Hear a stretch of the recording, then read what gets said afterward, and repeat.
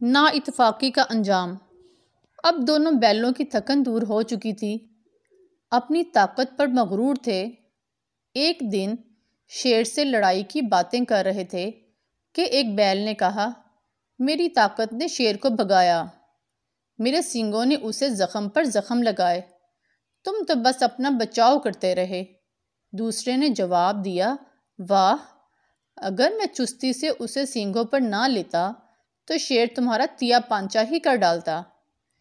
یہ میرے ہی سینگوں کی برکت تھی کہ شیر جدھر پینترا بدل کر حملہ کرتا تھا، میرے سینگ ادھر ہی سے اس کے حملے کو رد کر دیتے تھے۔ تم تو فقط اپنی جان ہی بچاتے تھے۔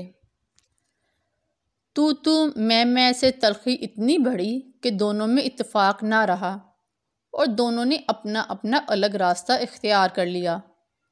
ایک جنگل کے مغرب میں چلا گیا، دوسرا مشرق کی طرف بڑھ گیا۔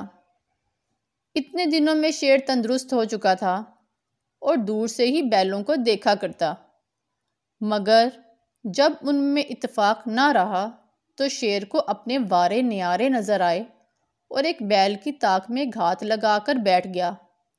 جوں ہی بیل چڑھتا ہوا قریب آیا تو شیر نے جست لگائی اور ایک ہی پنجے سے گردن توڑ کر رکھ دی۔ بیل گرا اور پھر نہ اٹھا۔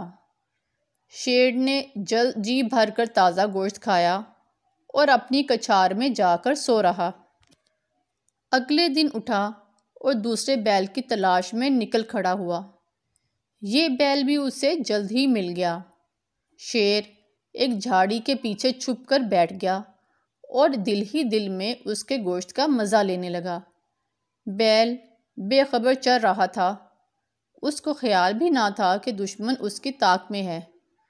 جوں ہی جھاڑی کے قریب آیا، شیر انگڑائی لے کر اٹھا اور چھلانگ لگا کر بیل کی پیٹھ پر جا بیٹھا۔